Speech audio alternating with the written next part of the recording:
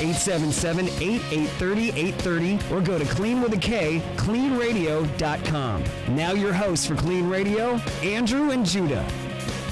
Good evening. Good evening and welcome to Klean Radio. My name is Andrew and I'm the host of Klean Radio along with Judah. Hey now. How's it going? It's going. Yeah. Klean Radio is a show about recovering addiction, and we have two great guests tonight that will be joining us shortly. Sam Tripoli and Jayson Thibault. We'll be introducing them in a little while when they get into the studio. We have several interesting topics tonight, along with calls from our listeners. And we also welcome opinions, and we are also here to help people currently struggling with addiction and recovery issues. You can reach us at 877-8830-830. Well, that's such a confusing number. 877-8830-830. And if you really need help, you could also call us at 888-601-6040 if you want a little anonymity about your issues. And yeah. Or you could reach us on Facebook at KLEANRadio.com. No, just Klean Radio. Klean Radio, yeah. Just go to Facebook and search for Klean Radio. You'll find our little logo there. Click on there and like us, and then you'll get updates. And you can also check up what shows are coming in the future. And also send us some email. We got actually some great email after our first inaugural show last week. It would have been nice if you would have told me. Thank well, you none for of them were sharing. for you, Judah, so... Well, you know. Judah needs some fan mail. So if there's anybody out there that likes Judah, please send him some fan mail. And if you don't, please don't send anything. Right. I also like to, wish everybody soon Happy Valentine's Day. That's right. It's Valentine's Day. And since you're married, I am married. what did you get the wife? Well, she's in the studio, so I can't ruin it. That's true, but she's not listening. Yeah, that's probably true. She's probably not. But I just got her a card and a couple nice little things. That's very sweet of you. Yeah, you know, you gotta do the right thing. Okay, enough. We're boring.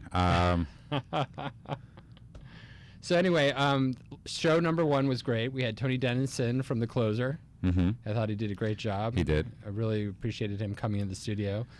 We had several people actually that asked. We had several people that asked specifically to see the show. We are filming all of our shows as well. So what's interesting is you can watch it filmed and rebroadcast. So if you go to the Klean Radio Facebook page, you'll find a link there where you can see it. And then soon we're going to have KLEANRadio.com where everything will be streaming. What's funny is my mother called me today. She goes, "Is that you in the picture?" She didn't recognize you She anymore? didn't recognize me. She goes, no. I was like, she's like, "Is that a digital camera?" She was like really confused. And I was like, "Yes, it's me." I mean, I haven't seen her in 3 months. I don't think I look that much different in 3 months. But the first thought in my head is, did I get fat? Did you get fat? That's like the first thing in my head. I think, did I get fat? Well, you know, sometimes addiction can be eating. Yeah, and she, which is first of all, it's just so everybody out there listening knows, I don't work for Andrew. The way we came up with this idea is I've known Andrew for a few years, and I thought it would be a great way of advertising Andrew's treatment center, and as well as talking about addiction and all forms of addiction. And I think that's important because this isn't an infomercial. You know, Correct. If somebody chooses to go to Klean, then they choose to go to Klean. If they don't, we also offer help in that way. So if you can't afford Klean, or if you just have a question and we could recommend somewhere else, we'd love to do that too. This has nothing to do with just going to Klean. And Klean is only in West Hollywood, so there's other treatment centers around. With many beds full. That's correct. And we did actually just become fully licensed by the state of California. Now we sound like an infomercial. Now we sound like an infomercial. Yeah. But it does say sober living on our intros. And what's also interesting is last week, if you listened to the show, we were talking about whether treatment works and aftercare. And I think there is a huge debate, and what I love talking to you about this is that, most of the time when you talk to somebody that owns something, they're so defensive about what it is they do or defending all that stuff. And you don't do that. There is conflicting opinion. And as long as people are willing to admit there's conflicting opinion, then there's dialogue. Yeah, well, it's interesting you say that. I mean, I got into this field a long time ago, not really through addiction. I got into it from working with the psychiatric population, psychiatric illness and mental health. And I have a master's in social work, and I went to Tulane in the Gulf South. Wow. And I spent a lot of time working in psychiatric hospitals. And I never really thought much about addiction at that time because most of my clients were very, very ill. They suffered from schizophrenia and bipolar illness. And which explains a lot today. Explains a lot, right? So, as I progressed in my career and became more and more involved in substance abuse, I started to see that substance abuse was really a primary illness for a lot of these clients, and there was a lot of underlying psychiatric issues as well. I got into business as well as being a clinician, and started, after owning several psychiatric hospitals, I really got into doing work with substance abuse clients. And now I'm proud to say we have a treatment center in West Hollywood, which is a really special place. And if anybody wants to get in touch with us, it's 877-830-830. Why, that number does not have a ring. So if anybody could call up and give me a good, if they could put the number. Is this going to be our contest for this week? Yeah, the contest for this week is if you could come up with a good numerical, what does it say? It just a way to say 877-830-830. It could be even like letters, like 1-800-ANDREW. I don't. It's 877 Andrew. Whatever those letters come up with, the best name wins a gift certificate to Courtyard. Is that the name of the food place that we have a gift certificate? I believe so. Courtyard. What a plug. Yeah, what a plug. I think that's the name. Delicious food, though, I hear. Well, that's important. And it's all around LA. Absolutely. So I know you wanted to talk about some weird thing with cannabis, a cannabis study that they did. Yeah, I've been doing my sort of weekly reading, and there's a lot of interesting studies that have been coming out lately. And one of the most interesting ones I just found recently was that cannabis has been linked to psychosis. And a lot of people talk about how marijuana really isn't that much of a drug, and it's natural and organic, and it doesn't cause problems. And it's been hard to find data that proves to people that, marijuana actually is a fairly potent drug. This study just came out, and it showed that specifically in young adults 18 to 35, that there's a 2 to 3 times more likely chance that you will develop psychosis than if you don't use cannabis. Really? Yeah, which is very impressive. What is psychosis? I mean, I'm being serious, wondering. What is psychosis? Because I think there's so many, excuse me, there's so many of those other words now that are thrown around. That what exactly is psychosis? Yeah. Okay. So psychosis is a thought disorder. So as opposed to a mood disorder. So a mood disorder is something you think of where your feelings are affected. You're depressed or sad, or maybe you have fits of rage or anger. Those are mood disorders. And then thought disorders are things where the thinking in your head is actually wrong. So psychosis is where you actually think things that aren't real. To paranoia. Yeah, well, paranoia is a thought disorder. Because I used to get that when I smoked pot. I mean, I would get paranoid. Yeah, it's a very common type of generally short-term experience with marijuana is paranoia. And munchies, of course. And anxiety attacks. Which is horrible for a Jew that has an eating disorder. Did I ever tell you why I stopped smoking pot? No, I don't. It's a true story. I was really, we'll get back to your thing, but this is a funny story for a second. I was really high and I was really drunk. And there was a movie on TV called How to Make an American Quilt. Right. It was about 3 generations of women. You would have to be high to watch that, Judah. There were 3 generations of women making a quilt, and I couldn't turn it off. Really? I could. Every time I'd get out of my chair, I'd fall back in. And I made a decision after that night never to smoke pot again. So I should really. That was it. That was it. I should make I should let Winona Ryder know. She Winona Ryder ruined your marijuana smoking ruined my career. as well as the 4 generation of women or 3 whatever making a quilt. Wow. Yeah. 3. Okay, getting back to your. I'm sure there's much better reasons to quit than that. But. Well, I wasn't. For me it was, and also we've also been. You and I have been talking about anonymity and how much you share, and right. I think it gets very confusing, and people talking about what it is they're, it's very confusing because especially in today's day and age, we have celebrity rehab where people have totally broken their anonymity. We have people on the going on the Late Show talking about so there is such a thin line between sharing about your alcoholism, sharing about your addiction, sharing about your overeating.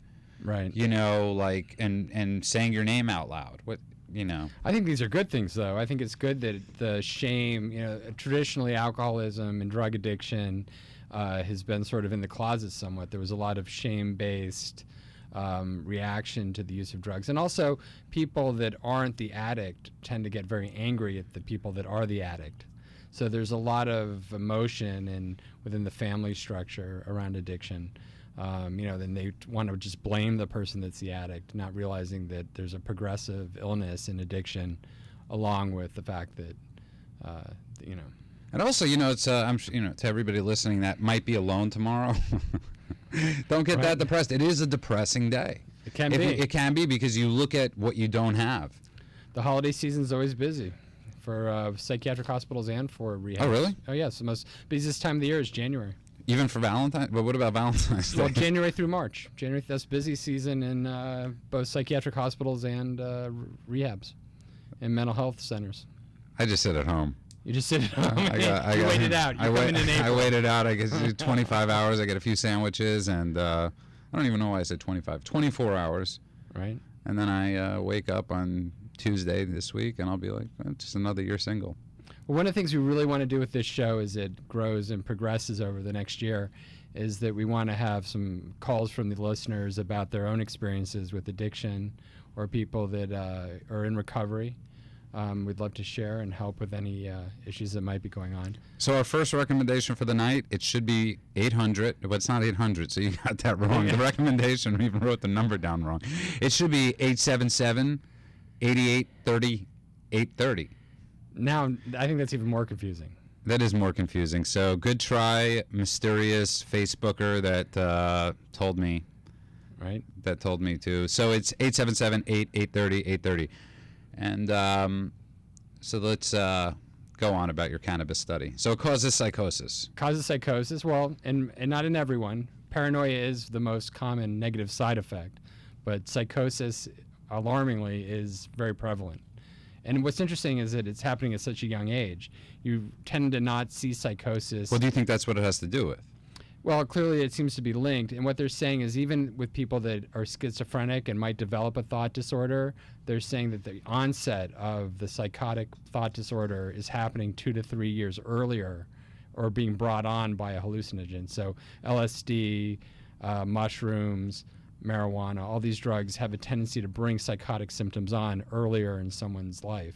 So you could look at it also from if people don't use these substances, and even if they were going to become mentally ill, at least they could have 3 or 4 years of not being mentally ill before they became psychotic.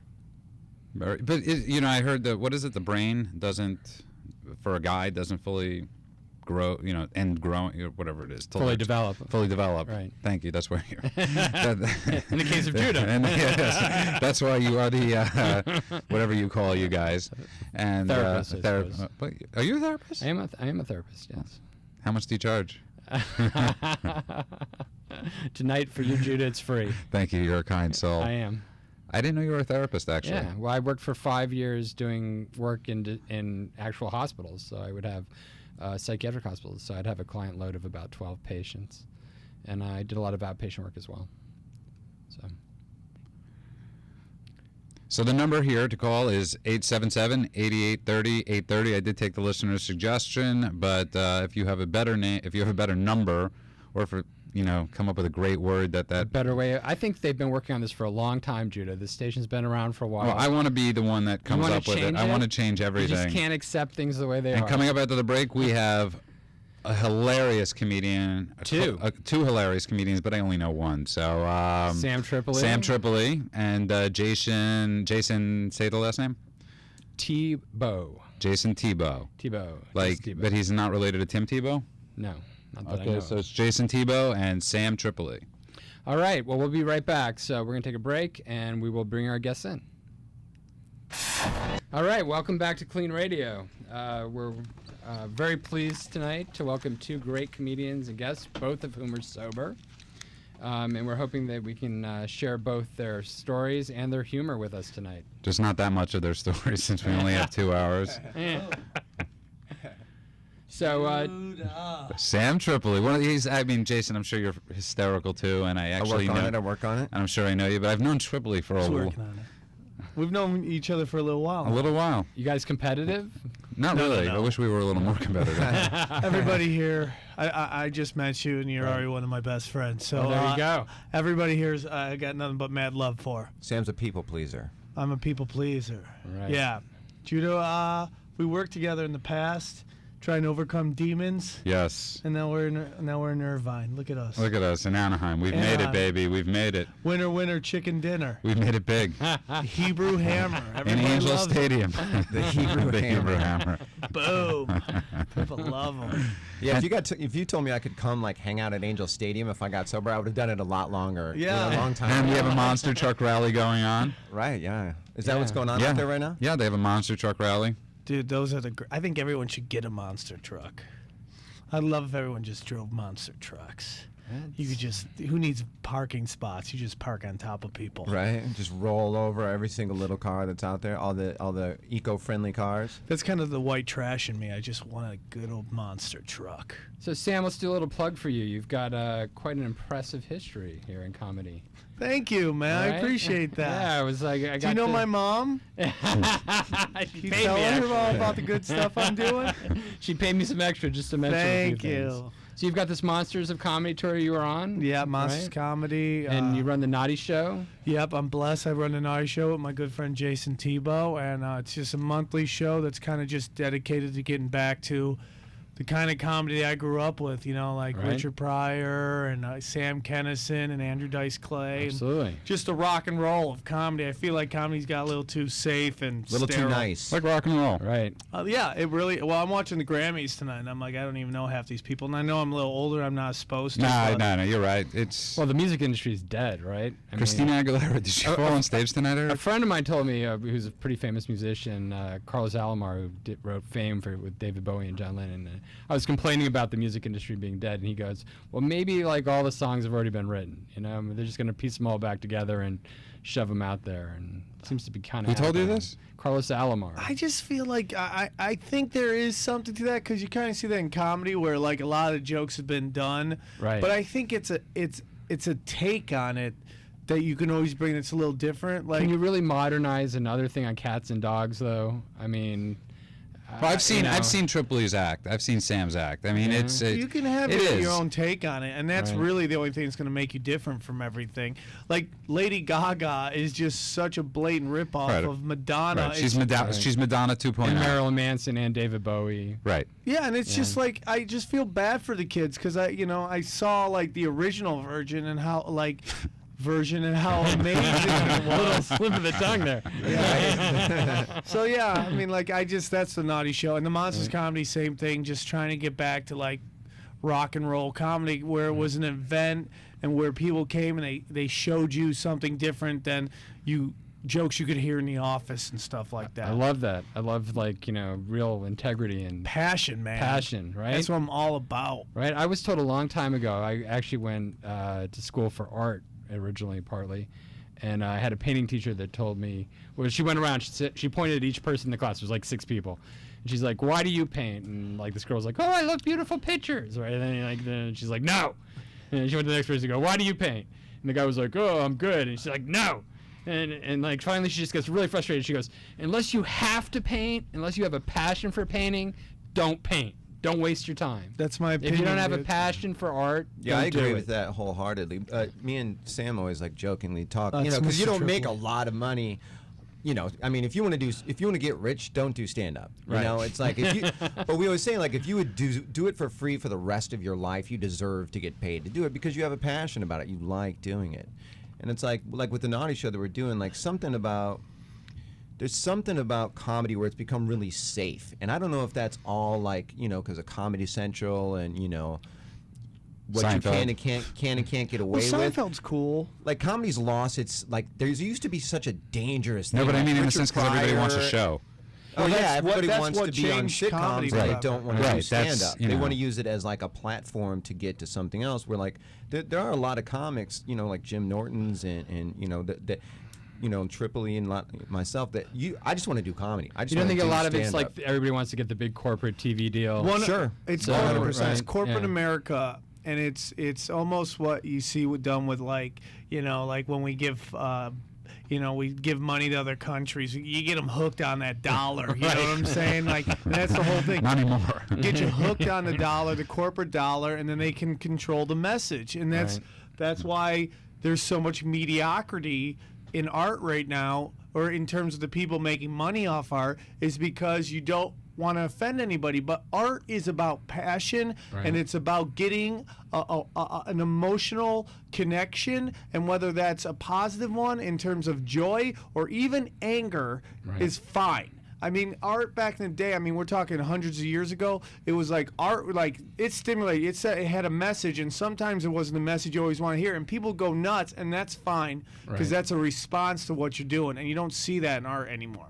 Now it's numbing. They like It's to numb watered you down, out. it's commercialized, it's, you know, I mean, everything, that's how you make, I mean, unfortunately, that's how you make a lot of money right now. I hate to quote some of like the old school psychologists, psychiatrists, but Freud talked about the two central tenets that made people happy in life, and he said it was Cocaine? Yeah, cocaine. That was for a 2-year period.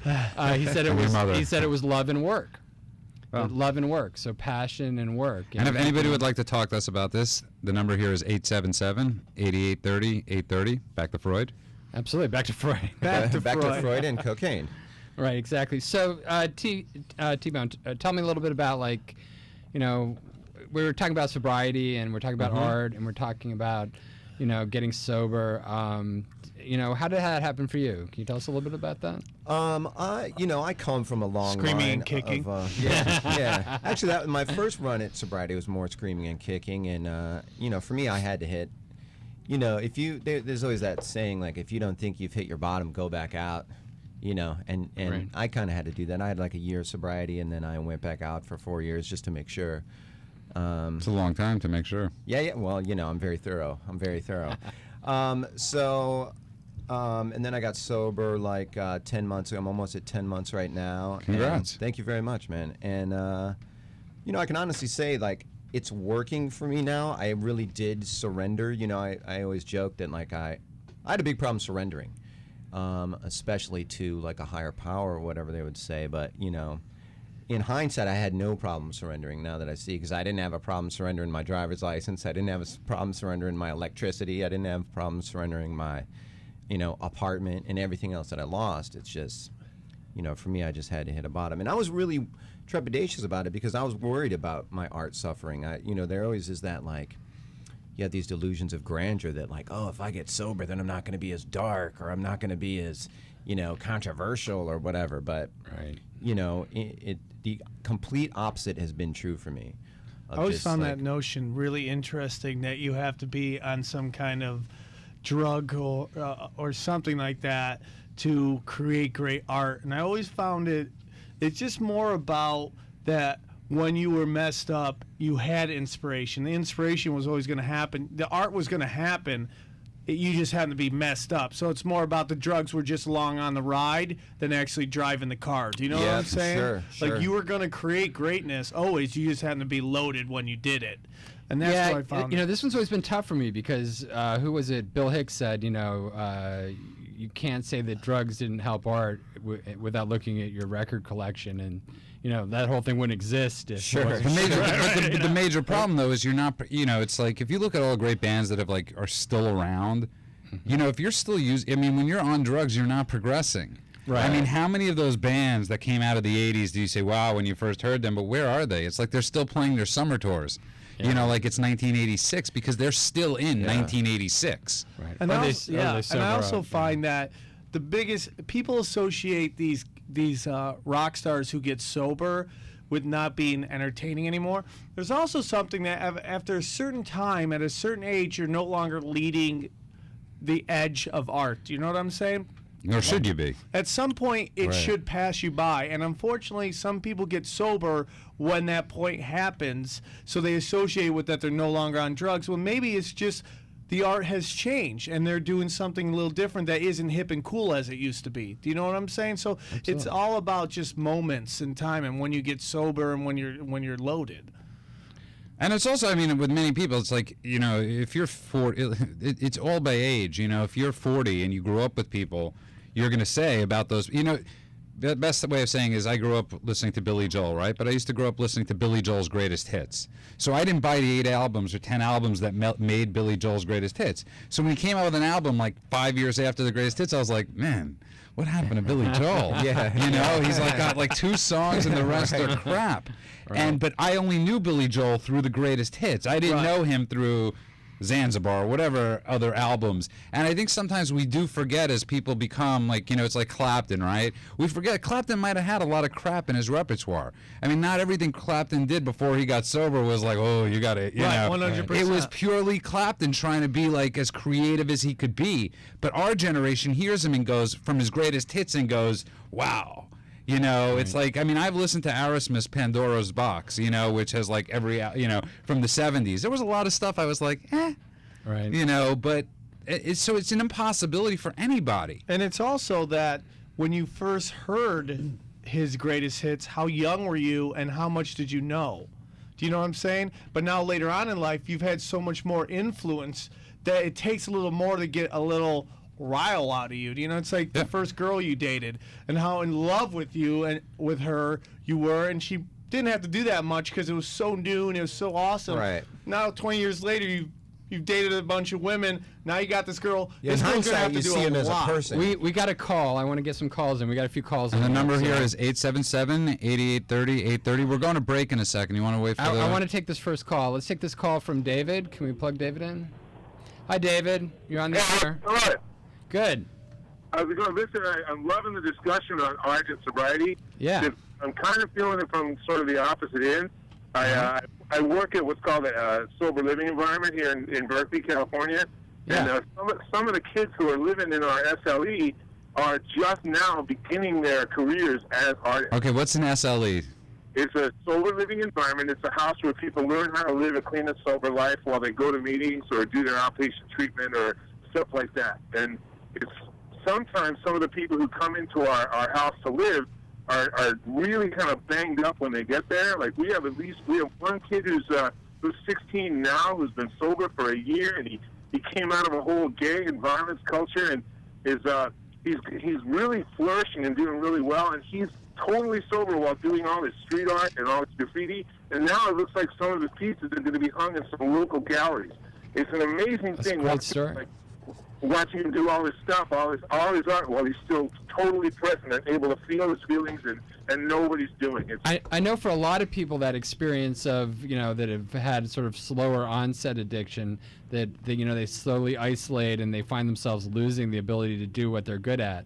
And then all of a sudden they get sober, and then they have this amazing experience of, wow, I actually get my life back.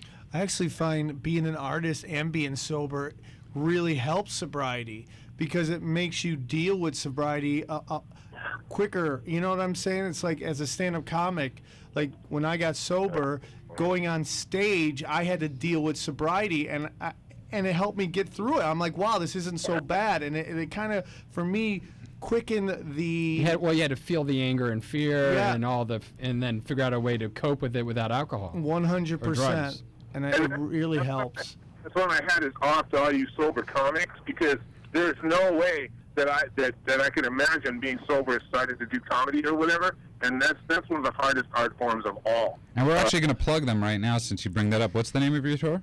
It's the Naughty Comedy Show. It's the Naughty Show. It's every month at the Hollywood Improv. It's the last Thursday of every month at the Hollywood Improv. And then, we take it on the road as well. But our home base is the Hollywood Improv. It's the last Thursday. If Our you next go- one's the 24th. Are you guys going to be in San Francisco at all since Dave is We're calling working from on there? it. I really want to. If you can go to the naughtyshowcomedy.com, or if you go on YouTube, we'd love for you to check out our videos. It's Naughty Show Comedy on YouTube, so check it out.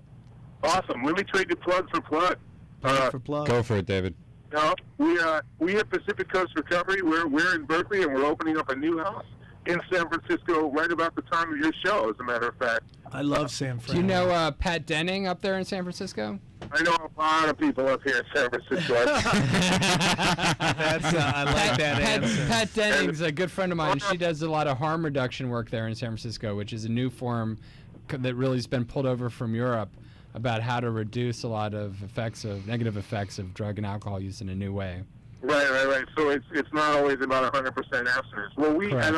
actually we follow the 12-step model, but we're not Gnostic about it. Right. Anybody who's interested can look up www.pacificcoastrecovery.com. They can email us at pacificcoastrecovery@hotmail.com, or you can call me. My name's Dave Wiccan. You can call me at 510-830-6955. 617-688-5922, or you can call our clinical director, Paul. That's a lot of numbers, Right? David. David, you know what the best idea is? Why don't you link to us on our Facebook page? Absolutely. Just go to Facebook, look up Klean Radio, and enter your information. And we will gladly put up all that information. Thanks, David. I appreciate your call. Thanks, Dave. You know, he brings up a good point, because it's like so much art comes from pain. It comes from every different single emotion. And you know, if you're numbing that, you're really not able to drill deep enough into, you know, all of, you know, anger. Comedy and anger are Or you become like a totally one-trick great. pony, right? Absolutely, absolutely. You just have that thing about, oh, you know, I'm this way and that's it. There's no dynamic. Yeah, there's nothing really honest about There's it. no either. growth. There's Yeah. no growth, and there's no honesty. And the beauty of comedy, especially, is just being totally honest. Even owning your own shit has been the best. Some of my favorite Oh, whoops, gigs sorry. to do are sober gigs. So do you see a lot of comics, younger comics coming up that are like using drugs, alcohol? Do you ever like run? You know what, man? Honestly, I see a little of both. I see some people who do some serious partying, and then I see a lot of guys who are either sober or who never partied again. Right. It's almost like they've seen what other people have done, and they don't want anything to do with that. And that's why these younger guys can work at such a higher level too. They learn a lot quicker. They work a lot harder, so it's pretty impressive. Yeah, it's that work ethic, right? A lot of competition there, and you gotta. Oh, in comedy, it's crazy. Right? Yeah, It's crazy. cutthroat. Very It's cutthroat. crazy. What was the hardest thing, though, about getting sober and doing comedy? For me, it was actually letting go of that misnomer that it was. It becomes such a crutch for me. I would say probably a solid 13 years of my. You know, I've been doing stand-up 16 years. Probably 13 years of that, I was, you know, I was always stoned or drunk. You know, pot was a big part. Pot, cocaine, and booze were pretty much my big three. And just being able to trust, because that had taken over so much. Being able to trust that I could do it without it, you know, it became such a, especially drinking on stage. You know, you could constantly drink for free. That's the thing, is like everybody there is to watch the show. They're there to drink and have fun. That's how the clubs make their money. So when you hang out with those people afterwards, they always want to buy you that's my shots. biggest They always problem. want to get you Right. drunk. The girls. Yeah, and Right. drinking for The free. women get me in trouble, dude. I want to be rock star. I want to be Led Zeppelin, 69, World Tour. Yeah. Backstage, bad decisions, leaving town, hoping there's no kids behind. You know, Diseases. that's what I'm all about, dude. It's, you know, it's ego. It's ego. The most difficult thing for me was how my ego got involved with my drinking and use, and those two love to go hand in hand. But on the other side, is it almost like a bigger rush that you could do those things sober? 100%. For me, 100%. oh yeah. I mean, like, to be able to be conscious on stage and crush is the greatest feeling ever. When you go up on stage loaded and you have a good set, it's not really like happiness. It's more of like, oh, I escaped a bullet. You know what I'm saying? Yeah, like, you don't even really remember it as well. I survived. Right. When you go up there really messed up, and I've done it on a lot of different drugs, and I'm not bragging about that. I'm like, it's very sad that, and I got off stage, people are like, great set. I'm like, oh, I fooled everybody. Right. When I know that when I'm sober and I'm working at my best, I can bang with the best of them. You know what I'm saying? Like, there's nobody out there where I'm like, oh, I don't want to follow them. My jokes aren't as good. Like, I'll go, put me right in the middle of the baddest lineup you ever had. Sober, I can go with all of them. When I'm on drugs, I level the playing field. The one that I hate is when I see people and I run into people either doing comedy or musicians or other artists, and they think that nobody thinks that they're loaded, and everybody knows. Oh, I'm the king of that. That's it, I right? used to be just gonna say, I was the king that. of that. Yeah, Right? yeah, for like sure. they're sitting there and they just think that they're totally cool, and you know they got coke hanging They're from their nose tweaking. and they're Yeah. grinding their teeth, and they think that they're just getting over on everybody. That's the story of my life. I used to be You know, really even bad deeper at than that, though, is like I really had found that I was pulling one over. I thought I was pulling it over on myself because Right. so many times I thought I got away with that exact notion, and I thought I did great. And then, you know, because generally you always record your sets and whatever, and I would listen to it the next day, and I'd be like, oh, I'm half slurring words at times. I'm forgetting different tags of jokes, or I'm, conjugating words wrong, and I feel like I'm really pulling it off. Then you listen to it and you're like, oh, I thought that was an A. That's like a C-. Right. And that's what I get. One of the gifts that I get out of being sober as an artist is like now, how I remember it is how it generally sounds on the recording as well. There's not this like I remembered it a certain way and it really was way worse. And the number here is 877-8830-830, the most confusing number in radio. 877-8830-830. Okay. See, I can do it. 8830-830. It's a little. You got to pause. It's Okay. 877-830-830. So that's the number if you'd like to call and talk to. Good job, Andrew. If You're you'd like to welcome. talk to Jason. What do you go by, Jason or Thibault? I go The by Teebs. both. I go by Jason. I go by Thibault, and everybody generally calls me the Teeb. The Teeb. Okay, Yeah, relax that's what on I that. get We're the going to call you most. Yeah. Thibault until I Okay, know you a little sure, better. sure. And Sam Tripoli, otherwise known as Trips. Yeah, I go by Sam.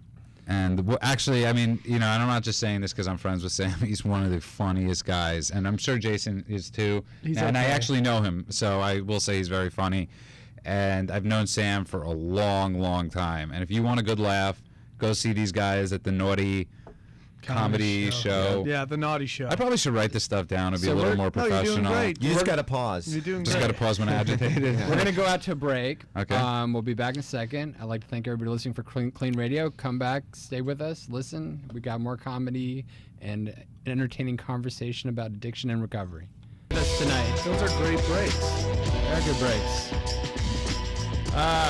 So you can reach us at 877-830-830. We'd love to have your calls. We have two great guests in the studio tonight. Sam Tripoli and Jayson Thibault, two excellent comics from the I don't LA know area. if my comedy is translating. I'm a physical comedian. It's hard to see my facial expressions through radio. You're wacky. Sam is actually getting very physical in the studio, so we are filming this. When you And need the heat, it will be on, sexual heat. It's really funny, and it's like it's one of those. It's not funny, but it's one of those things I have such a hard time with because when you're in a 12-step meeting, or there's always like a rebuttal for like I'm having a bad day, and it's always like when you're a kid, your mother would say, well, there's a starving guy in China, Yeah. or you have to be really like caring, and it's like. So I said, where was I before that? This homeless woman was following me around as I was waiting for you to pick me up tonight. And part of me just wanted to say to her at a certain point, please, God, get away from me, and then part of my brain's going, should I feel bad for this lady? Should I, there but for the grace of God go I? Right. But it's a constant thing in LA when you walk out of 7-Eleven, and I always do the same thing whenever they ask me for money. Fake your own death? No, I go like this to my pockets, and not that anybody could see what I'm doing, but I hit my pockets like I have no change. Right. The worst is when you actually have change and it hits. Right. But Clink, clink. but it's like one of those things. It's like, yes, the homeless people are. It annoy is me. hard. It's a really hard thing, and I had a discussion with a friend of mine the other day. Like she's a very attractive girl, and this homeless guy was he's like asking for money and hitting on her at the same time. And I love any homeless guy who just throws heat at a chick, because it's like you gotta give it to them. Like they're not giving up. Do you know what I'm saying? Right. But and I handed him a couple dollars and say, leave her alone. And it wasn't mean, but just like, here's a couple bucks, man. Go take care of yourself. And she's like, I could smell the alcohol on his breath. And I go, you know what? It's not our job to decide Right. what he does with that. And you know what? I'm just blessed in my life that I was raised by people who cared. And sometimes not everybody has that. So, some people want to look at these people as just lazy. And I can't do that. And, that's why if I have $1, I'll give it to you, because it's like I don't know where you came from. I don't know the tool sets that you were given by your parents in life. And some people come right out of the womb without a chance. And I feel very bad for them, So I give them a couple dollars if I have it. If I give them $1 and I walk away and I come by and they hit me up again, now I get a little upset. It's like, Well, you if gotta they're remember- drinking, they're not. See, you want remembrance. It's the- like tipping. That's all I'm asking. You want the acknowledgement, but they That's what a don't. little It doesn't want the point. double Yeah. hit, though. The double hit is too far. I do get upset. I don't know why. But but it that's always fine. the double hit. Oh, the double The double hit hit always draws the happens. line. The double hit always happens at 7-Eleven. That's why you always got to give the money after. Yeah, I always say when I'm done, and I'll throw you Right. $1, and then I don't know. I have this thing where mentally ill people follow me around. It's You're like the You're a Pied magnet? Piper of the it's cuckoo. true. It's like, and my wife actually didn't Oh. really believe it when we first got married. And I'm like, no, it really happens. And so I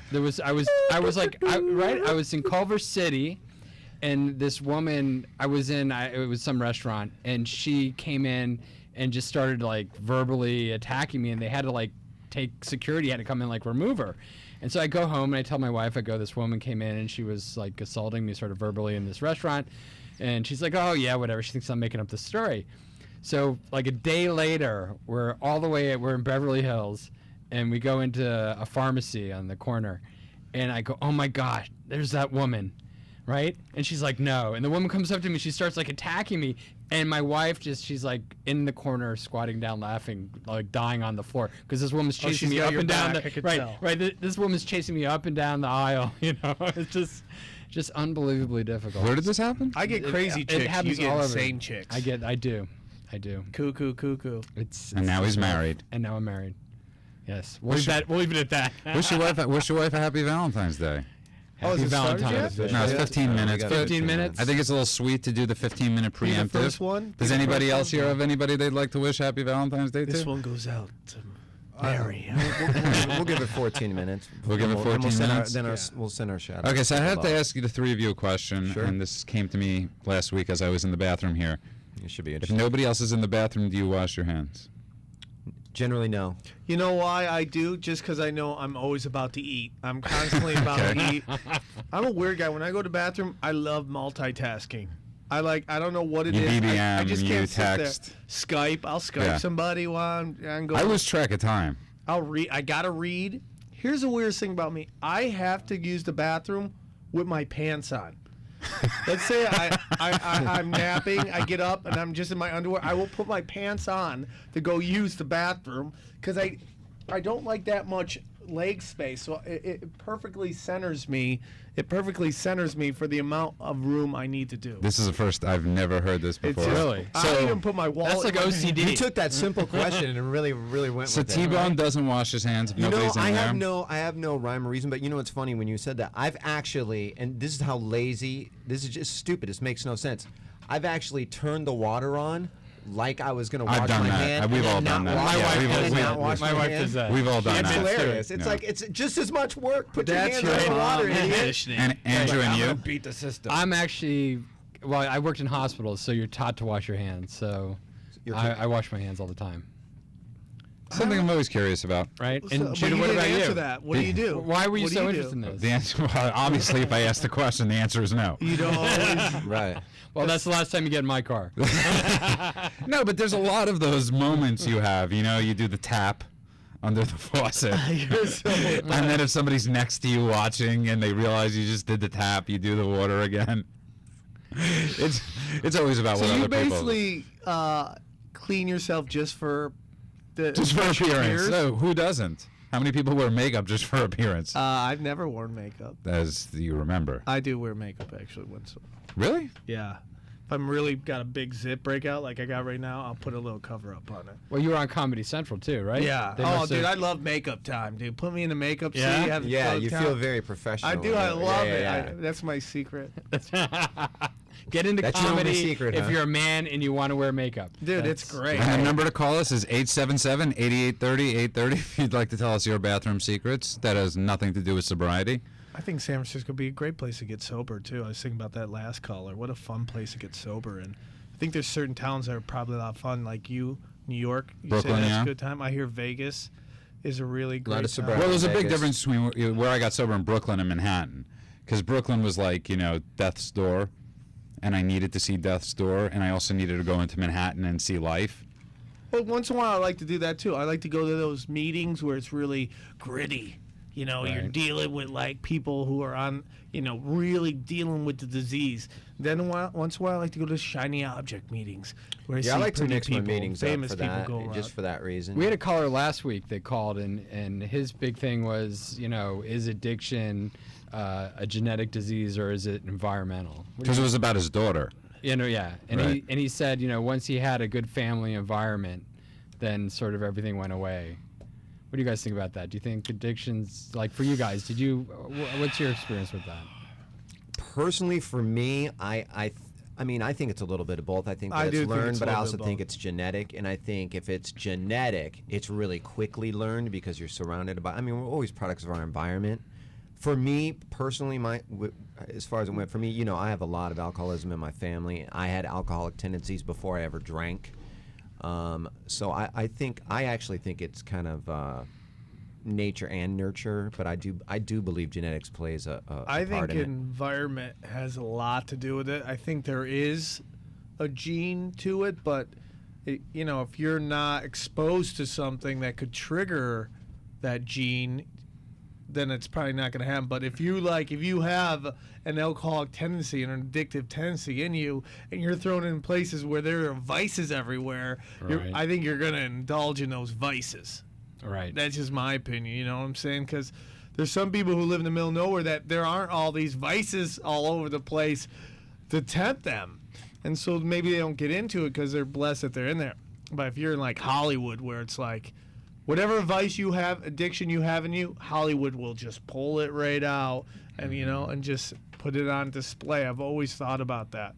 Just like how there's just so much temptation in Hollywood. But to go against that point, like if you're in the middle of most of the meth labs aren't in Hollywood. Most of the Right. meth labs are in Bakersfield. Yeah, right. And if anybody doesn't know what Bakersfield is, you might not want to stop It's a there. meth lab. It's a meth lab. It's like one But big meth my lab. point is that it's still there. Right.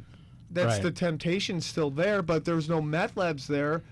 Would there be a meth? You know what I'm saying? It's Right. like- What came first, the chicken or the egg? Right, Yeah. exactly. But if But- there is a meth, there's other things. This is one of the things I talk about a lot. We on the last show we were talking about there's a new vaccine that's coming out. They're working on for cocaine, and it blocks the use of cocaine, and it supposedly relieves the cravings of cocaine. And they took some genes from some mice, and they blocking receptors in human beings. And my point is, well, that doesn't stop all the other things you can use. If you don't Sure. have coke and you have an addictive personality, Right, Yeah. you're going to use find something else. It's odd that they pick Coke too. You think it's like 2011? It's like what is this? The 80s? They're like that's how far behind they are in the treatment of this stuff. Right. Let's treat LSD and cocaine. Yeah. Because the truth of the matter is, we see most clients coming in right now, and they have problems with prescription pills. How addicting is Coke? Very addicting. Yes, I can speak for that. Yes. Cocaine is right up there. Well, my favorite nicotine thing- is actually the most addictive drug that we deal with, and it's actually strangely the one that we ignore the most. Do you think pornography is an addiction? Absolutely. It's called a process addiction, though, as opposed to a chemical addiction. I had a discussion with an adult film star who refused to accept that it was an addiction. I'm like, Right? it's. Well, that's like arguing with a cocaine dealer who's making all their money. No, off it. that was just as you were saying. I'm like, Yeah, that is an interesting issue, though. Are process addictions real addictions? What is a Right? processed addiction? A process addiction is something that is non-chemical, but you become addicted to. So gambling is a perfect example of a process addiction. You want to repeat the behavior over and over, and you want to be in that environment. So it's the rush, though, right? Right. You're more addicted to the rush of the situation than. Yeah, and in gambling, what's interesting, it's not actually the moment when, like in blackjack, where they turn the card over. That's not what you're looking for. You're looking for the high right prior to the release. Oh, like, is Is it going to be It's this? the or- anticipation. Right. Yeah. Yeah, and with slot machines, they're finding it's that pushing the button, waiting till the dials. Once the dials have spun, they almost don't care whether they win or lose anymore.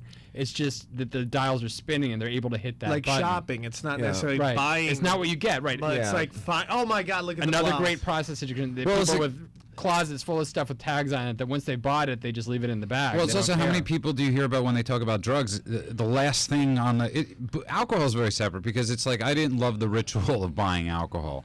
You know, there wasn't, Well, otherwise, you'd have a lot of full bottles of alcohol in your closet. Right, exactly. But when you hear people talk about the drugs, it's like half of the thing is like getting it, Scoring. and scoring and shooting. It's the whole It's almost like sex in a way. It's like almost the act itself isn't really the most enjoyable part. It's really just the hunt. ritualistic chase. Were you really yeah. just asking if it's your friend that believes porn can be an addiction, or was that your friend? No, I think porn can be an addiction, 100%. I think it could be. It's just she didn't think it was, and he's probably bringing it up. It's like, that's her lifeline. She doesn't want to think there's anything taboo with. But porn. then again, that's another great point. But that's how denial works. But going back to what When you're Sam in was an talking about addiction. before, it's a great point because Right. has the internet created porn addicts?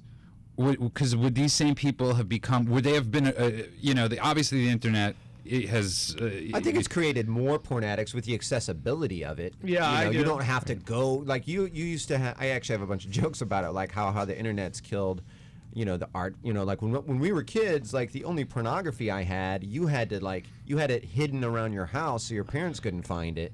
Like you got porno from like somebody's parents would die. Had to have a good friend that could draw. It, or had like a Playboy from like 1948. But now you can just Google anything. The accessibility of it is crazy, and I think that creates.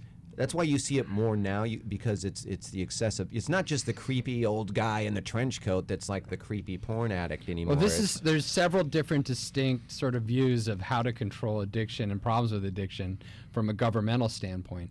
You have the war on drugs, which is intervention. You have treatment, right? You have the criminalizing through the criminal justice system. But what you see in Europe is drug maintenance and this public health movement, and that's about trying to limit exposure and then minimize what happens once you limit exposure, once people become addicted, and that's often with replacement and then drug maintenance. Which I think is probably the best way to go for it. You know what I'm saying? I just feel like the war on drugs has done nothing. It's been a bad war.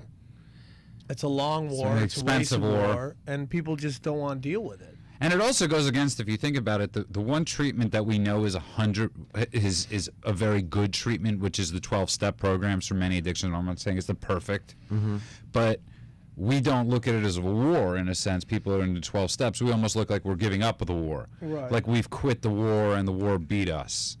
So it's so it's sort of funny that it's not sort of funny. It's sort of ironic that the war on treatment is sort of like almost if we would say we give up. Well, the war on there's drugs, that surrender aspect of it. Right. You're almost like fighting for the other side. It's like when you Right. surrender, and then you're like fighting for the other side in a way. The war on drugs is ran by people who never had any interaction with drugs. Right. So they don't know what they're dealing with, but no one's telling them that because everyone's like, yeah.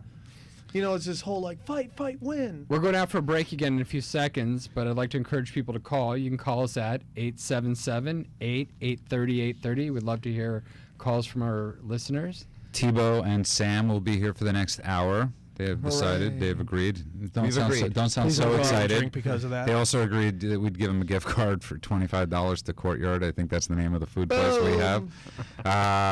Winner. Anyway, so we welcome you back to KLEAN Radio after our short break. Thank you. Welcome back to KLEAN Radio. We're here with Judah, of course, and then we've got Sam and Thibault.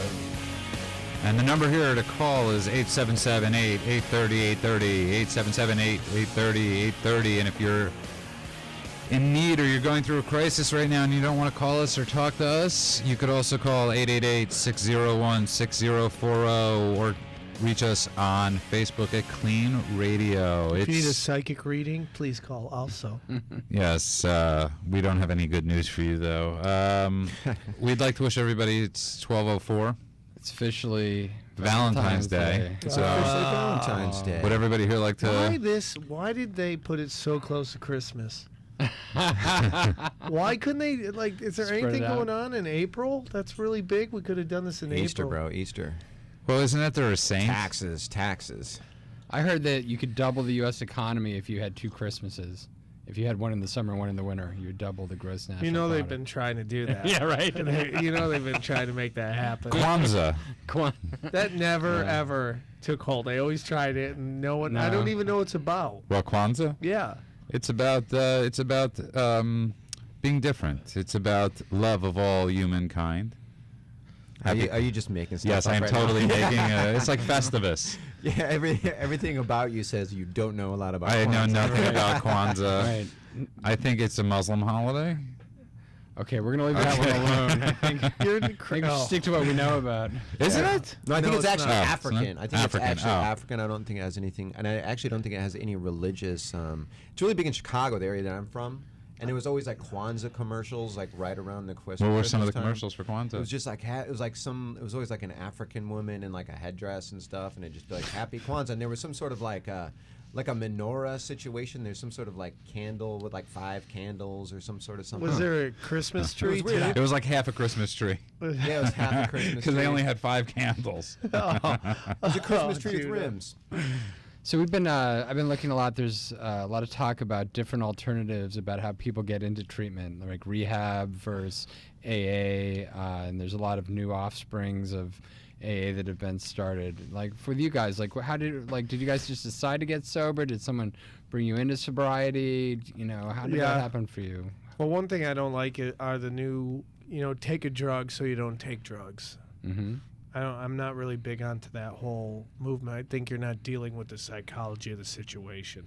Right. I'm not even familiar with that. What is that? There's drugs out there that you could take that almost like what you were saying, the vaccine that deals with like you can't deal with the cocaine, but then you're talking about, what about meth? Does it deal with meth and all that stuff?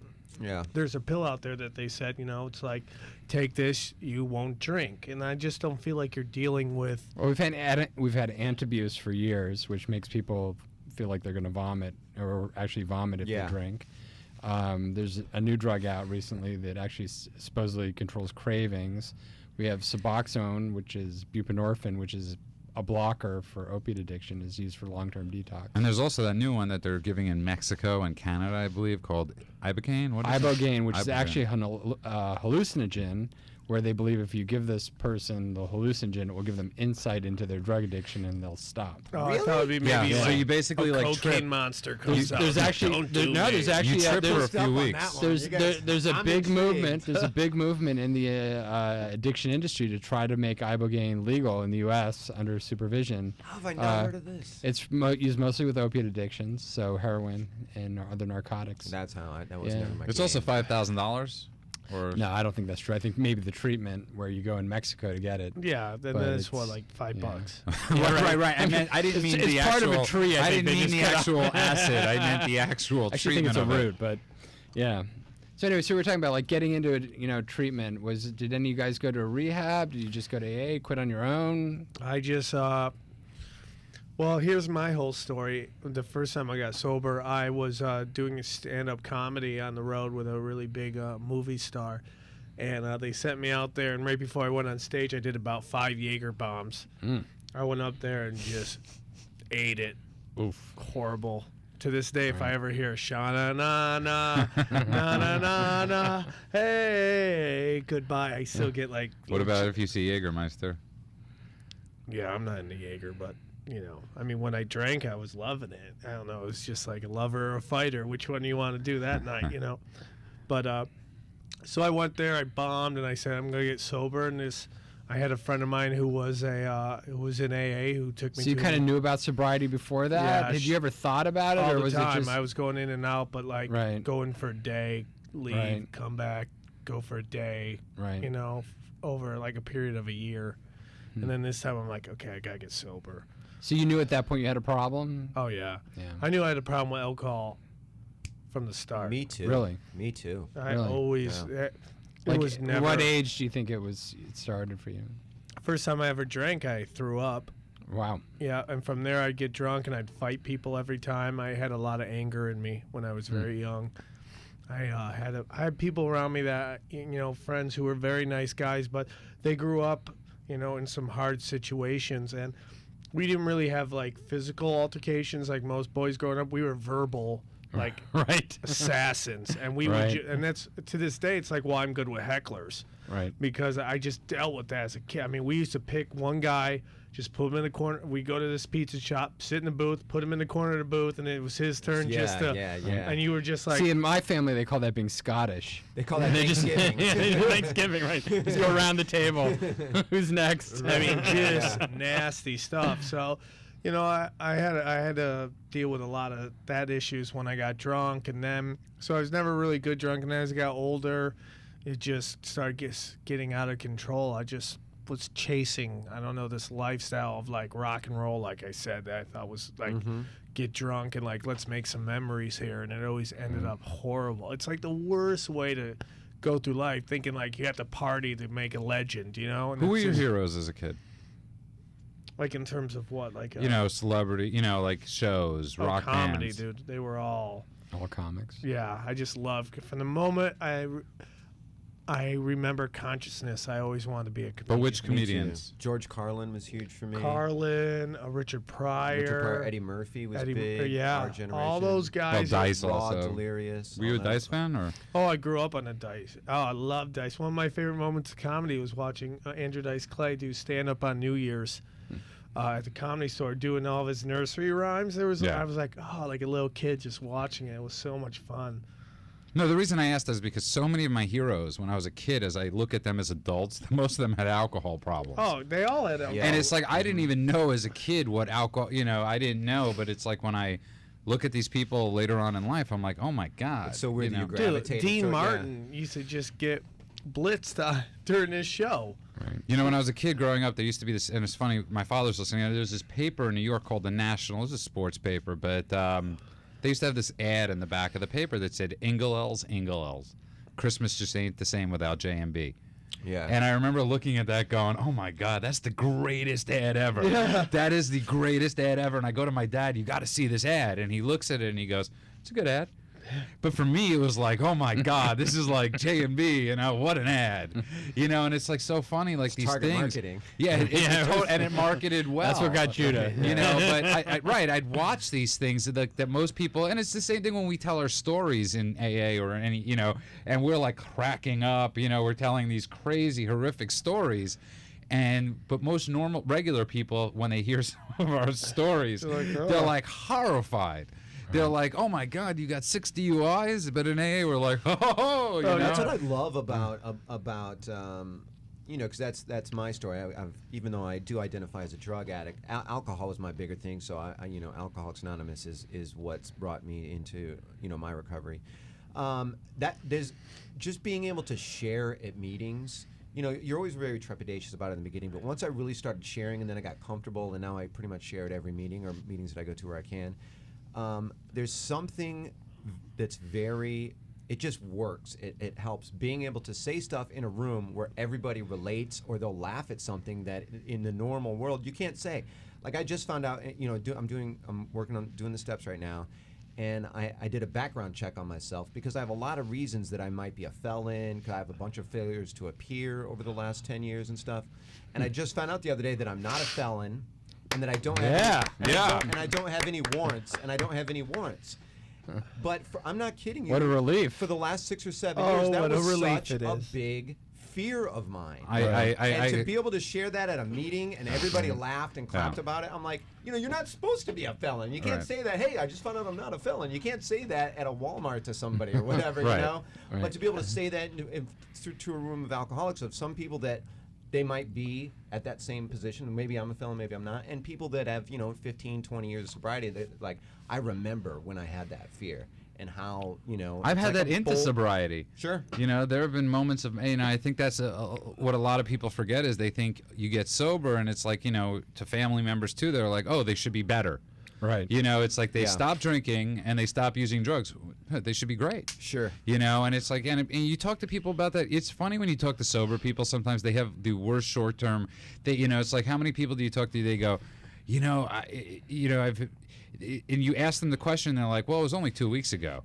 It's like, my life is a mess, and but I should be better by now. And you're like, well, when did you? And, well, 2 weeks. And I'm like, 2 weeks. Intellectually, you've been a mess for 34 years. Exactly. What makes you think that in 2 weeks, everything is going to get good? Right. Because that's just our society at this point. We just want everything instantly. Do you think that's our society or more us sometimes? I think it's more of for me, I think in answer to that, it's more my disease. I think my disease wants me to feel this this sense of urgency because it puts pressure on me to get everything perfect right away. And when I don't, a lot of times my head's like, look, we've been sober for 4 months. Everything still sucks. You start when I start spinning in my head, I start hearing that sort of stuff, and it really is looking at those small little victories, and being like, look, I'm way better than I'm gonna be more broke. And drugs and alcohol give you that instant gratification. Right. Sure. Well, they take you out of your misery almost at that moment. You know what I'm saying? You don't have to deal with it. It takes you to a happier place. So you're like, oh, this is. But At the least for a problems are while. still there. But it's You know sort of what I'm odd saying? because somebody said this to me one time because I was like, it's just boring sometimes, and somebody goes to me, in New York years ago, they go, let me ask you a question. Before you ever picked up drinking or drugs, did you think every day was supposed to be good? You know, it was only after you started using drugs and drinking did you think every day is going to be a great day. Right. And it's like, you know, when you get sober, my father used to say to me, I pray you have an ordinary day. And when he said that to me, I was like, what kind of insult is that? You know, you pray I have an ordinary day. But it's true. There's an ordinary day is actually a great day. You know, and I think when you only when you talk to, you know, people in addiction and of all forms, do they get that? Right. You know, when you say to regular people, you know, like have an ordinary day, they're like, yeah, that's what life is. That's what they do. That's just what life is. And sometimes you have great moments and sometimes you have not so great moments. I think a lot of people that I've met in recovery, like one thing that a lot of alcoholics have in common is these delusions of grandeur. Right. Like everything is, it's going to be a super great, like I'm going to have a couple drinks and then, you know, a giraffe's going to come walking through the room. They romanticize yeah, it. Absolutely. Mm-hmm. Absolutely. They definitely romanticize Because one time it. a giraffe walked through the room. Right. It's like the gambler that won that first time. That's what keeps you You coming know, back. and they, yeah. you know, in heroin they call it chasing the dragon. But I think in every form of addiction, I guess even in food, it's like that one great sandwich you might have had. Yeah, you know, sure, 15 years before. You know, What sandwich was that for you? You're chasing the baby back ribs. The It's pickles selective were perfect. memory. Yeah. And here's what, you know, I always compare my using and abusing to Friday the 13th movies in that I always go and see a Friday the 13th movie, even though I know how the movie's going to go and I know how it's going to end. It's always the same movie. Cliffhanger. Hot chicks, go to the camp, you know, partying, next shower. All of a sudden, Jason shows up, kills everybody until the one at the end, the hot chick somehow kills him. We think he's dead. Right before the credits roll, eyes open. Okay, there's going to be another movie. Same thing with my using and abusing. I always think it's going to be a different story, and it's always the same story, and it just comes quicker. You know what I'm saying? I heard a great story a long time ago when I started working with a lot of addicts, and this one guy came in and he told me the story, and he said that drug addiction for him was like this magical door that he had found, and he would open the door and he would go into, when he first started using, and it would be just this beautiful field, and it was lovely and it was wonderful, and then, you know, he'd go out, close the door, and he would go back to the door and open it again. It'd be the same beautiful field. And then one day he opened up the door and he just immediately got hit on the head with a hammer, right? And he shut the door and he's like, oh, that was really bad. I got hit on the head with a hammer. But he's like, yeah, but you know, it was a beautiful field there. So he opened it up, and then, oh, it was a beautiful field again, right? And then he shut the door, and then sooner or later, eventually, every time he opened the door, he just got hit on the head with a hammer, right? And then he eventually decided, you know what, maybe I shouldn't open the door. And a lot of people I speak to that have problems with drugs and alcohol, finally they get to the point where they have to sort of just realize, I can't drink and I can't do drugs.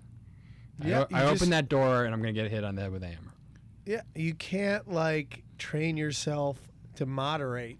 You know what I'm Right. saying? To be moderation. You know, either we're just people. We're all in. Right.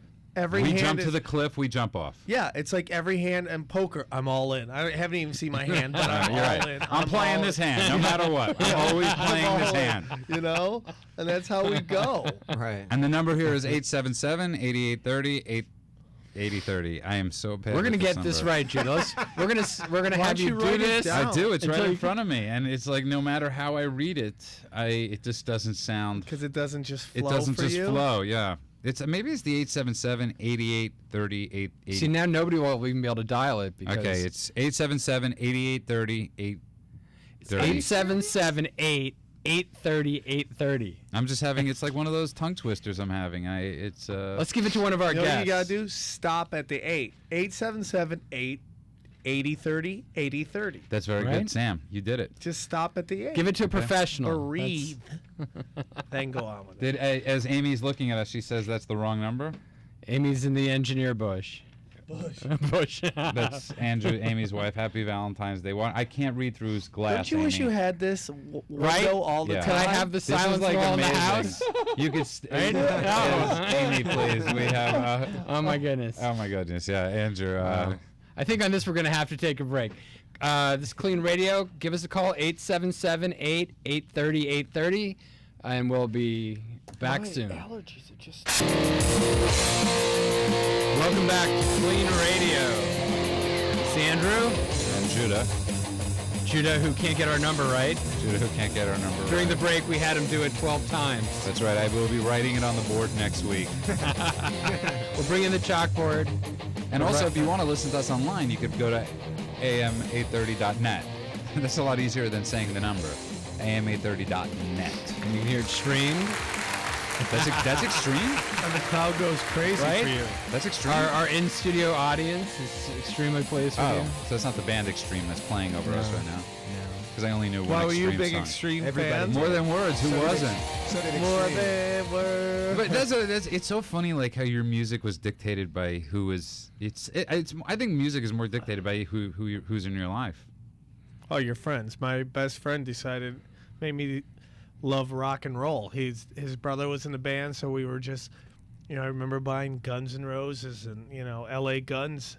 My first Ballad of ever Jane, Yeah, L.A. Guns. I remember that. But But explains why Judah likes Barbra Streisand so I much. love Babs. Okay, so please don't make That's a fun of my. Hebrew thing, right? That is a It's Hebrew like- thing because Right? we, Yentl, you grew up with Yentl. It's we have to support our own, because we don't have enough money. Yeah, right. And we Barbra Streisand. Strapped for and, cash. She's always been strapped for cash. I'm a big Isaac Mizrahi fan. you go. Because How about Ben Stiller? Are you a big Ben Stiller fan? Well, not as much. I'll be honest. I don't get. Who? You two are comedians. And I got to be honest. And this goes back to what we were talking about before. Is it just me or just Jason Sudeikis, however you pronounce it? He's just annoying looking. Who is he? He's in that new movie Hall Pass or whatever it is with the ugly Wilson kid. And I root for unattractive people. Not that Owen Wilson's unattractive, but it's like that nose. I root for people. well, like I root that. for Bryan Adams, unattractive, because it's unattractively not annoying. Yeah, but Bryan Adams isn't that unattractive. He's unattractive enough. I can't believe I'm sitting here having a discussion about how attractive. Well, because again, that goes. My biggest problem with art is just like now it's gotten to the point where only attractive people are allowed to be artists. Well, this is Seth Rogen, not the most attractive, but it's what makes people really beautiful is what's unique about Well, them, this is what goes right? back to- 'cause I like was sitting Lauren with- Hutton with I the agree. gap with her teeth. I was sitting- right. That was the big thing. But this like- is what I believe is the great woman lie, because all four of us in here would have the hottest women in the world. Not that we don't, because you're married to one of the hottest women in the world. But I was sitting with a girl about 3 or 4 months ago, and she goes, "All I want is a smart, funny guy." And I was like, "No, you don't, because if you did, there'd be no need for Jewish dating well, services." you'd be amazed how you'd be amazed at how funny supermodels are. Do you know what I'm saying? It's Right. like degrees of what laughter is. Like girls, like some of the young comedians. Well, how about you ever read Axl Rose's and Guns N' Roses book? They used to talk about how like I Poison. haven't. It's a great book, but they were talking about how like Poison was always considered the worst band, but they always had the hottest groupies. right. And you can see that sometimes in comedy too. Sometimes the guys who are the worst comedians have the best looking like female I've never fans. known a male comedian to have. And since groupies. I'm not Is a that- I'm not yeah. a comedian, Really? Sure. I'm not a yeah, comedian, and you don't have to absolutely. agree with me on this one. But Dane Cook, I don't know what. Well, is he a comedian? He's Listen, more like He's like the Tony, everybody's the best friend Tony in Robbins of college. comedy. Like, but I don't find him that funny. That's But he hilarious. has. hilarious. What, the Tony Robbins of comedy? Dane But he doesn't. Isn't that what he's a positive speaker? Or? I don't really know what he's saying. Yeah. Like, I don't get it. It's just me. I don't get Dane Cook's jokes, but it seems that he has about 20,000 screaming female audience insane, members yeah. that will laugh at And whatever frat he boys, says. a lot of frats. A lot of frat boys. 20-year-old frat And guys, it's like, I'll be the first, it's, you ever look, the college radio, right? And you look at it and it's some of the most annoying music that has ever been played, but they do, it's college, supposedly it's the smarter music. Right. And that I just With don't. Dane Cook, it's kind of an interesting because I think there's a lot of hype, both positive and negative, and I think when you take all that away and you just break it down to the bare bones, he's a funny comic, man. Dane Cook? Yeah, and I think that for a long time it became really cool to not like that guy. And this is coming from a guy who used to almost get in fist fights with him all the time, way back in the day before anyone really knew it. I think he got a lot of bad press. Some of it was warranted by his attitude. I talking to him lately, seeing what he's doing, I think he's a changed person. He's gone through his own growth process, but I think he's funny. But his comedy is geared towards, making girls go gaga. What do you think about dating like sober women versus people that aren't in recovery? Is it Well, I think that's a big key for Thibault. I think Yeah. he's blessed to have a Yeah. really cool girlfriend in the program. Who, Danielle did the show last week. All right, that's right. Danielle Yeah. was here last week. It was great. Yeah. So yeah, that's been. Shout out to Daniel. Yes, happy Valentine's Day, sweetie. Danielle. Stewart. I say Daniel. Sorry, Yeah, Daniel you're not Stewart. dating a girl named Daniel. Yeah, Daniel, Daniel. sir. I love you, mister. Look, to each his own on that. But for me, like the only way I could go was to date somebody sober. So I got very lucky, and you know we have a lot in common. We're both comics. We both know a lot of the same people. We've known each other for a while. She's got more time than I did. And once I got sober, then she and I started hanging out. And then we started going to meetings together and kind of hit it off that way. It can be very dangerous dating somebody that isn't. You know, that's one thing you hear in the rooms all the time are people that are struggling with sobriety, especially new sobriety, where you know you're married to an alcoholic, you're trying to get sober, they don't want to get sober. That's a dicey. You know, I feel for those people that have to go through that because that just compounds the problem. You So know? I think I love going to meetings and seeing girls, attractive women talk about sobriety and hearing their stories. I'm getting the feeling, Sam, that you're very much a ladies' man. I just like ladies. I just like ladies. I just like everything about them. I just Right. find, and I just love listening to their stories. And So what if you go out with a beautiful woman who loves you as a comic, and then she's like, let's do some coke and drink? no, I don't even put myself in that situation anymore. Yeah. I'll hang out, talk to my friends who are comics, and I just go home. I don't even want to put myself in that situation. The chasing the tail isn't what it used to be. I'm a pretty lazy guy. It's like I love chicks and I love everything about them, and I like, but at the end of the day, it's like I'm going back to the room. To me, hooking up with a girl is as exciting as getting an awesome burrito after dinner and just going home and eating my burrito. My wife just rolled her eyes more than I think I've ever seen her roll her eyes in my life. Is she okay? I don't know. I don't She's like, think I think she's she might have had a believing me. seizure there. Yeah. It's fun. But this is a great question. But what you're talking about, I always say to people, I think the hardest thing to recover from is the life.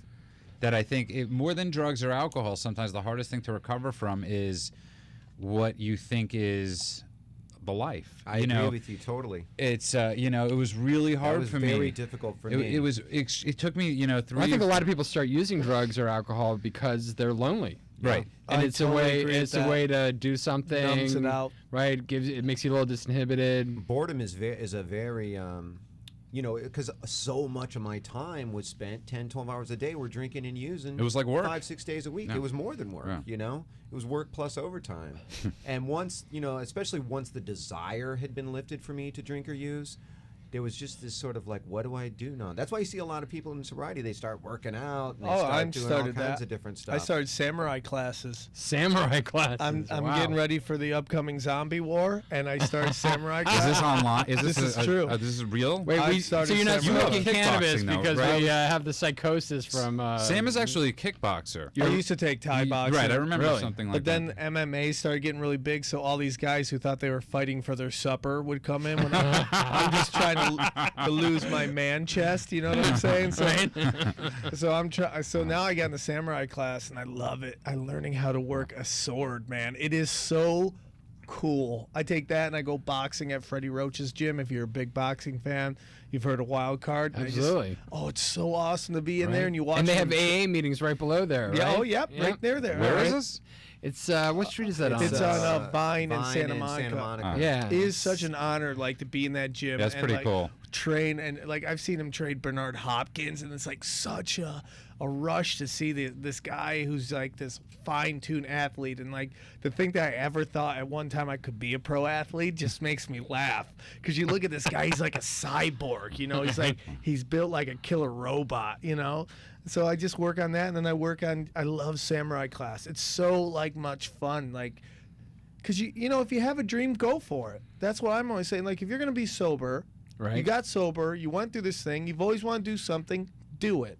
Why That's not? what I hear again and again. I hear people get sober, and they're like things that they'd given up on the idea that they ever could have done, and now all of a sudden they're just doing amazing things. They're hiking in the woods, they're skiing, they're riding a bicycle, like things that they just where it was a struggle to walk up the hill. Now if there were drugs at the top of the hill, they could walk up there fast enough. Oh yeah. But other than that, it was like a struggle. One of the best advice that Judah ever gave me was, don't judge your insides by someone else's outsides.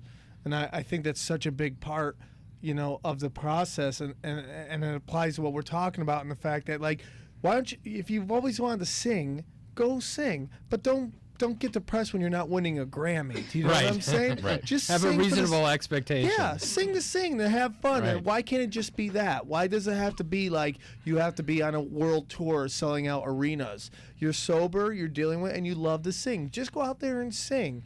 Don't be depressed because Lady Gaga's here and you're here. So again, do you think that's just how alcoholic addict mind is a little bit different? Yes. I think a lot of that's cultural. I think that America in particular is very, Warhol said it, everybody's looking for their 15 minutes of fame. There's this idea in this culture that everybody has. We're a culture that's addicted to fame right now, more so than ever. But you don't think that in Kenya, right? They have the best marathon runners in Kenya. Right. Every year these guys win the, Kenyans win the marathon.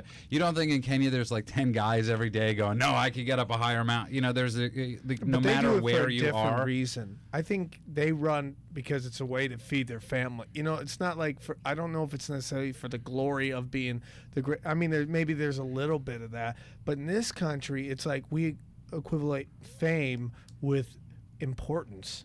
Right. And you see especially these young girls who are doing whatever they can for that 2 seconds of like infamy.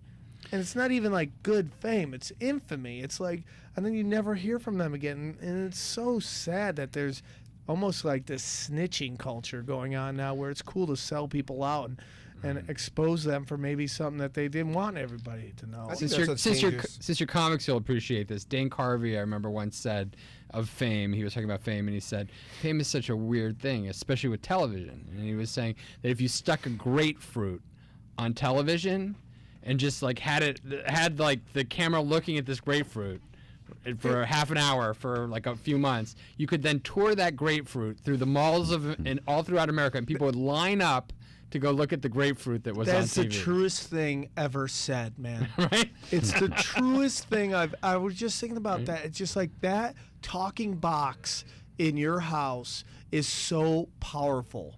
It is. And it's created this. I mean, dude, the Jersey Shore. Yeah, I don't know that. I've never seen an That's episode, I'll be dangerous honest. about reality TV is it makes all these celebrities out of people that a lot of them don't even. Sometimes they don't even want it. They get lured into these things and then they become famous. And I think that's such a.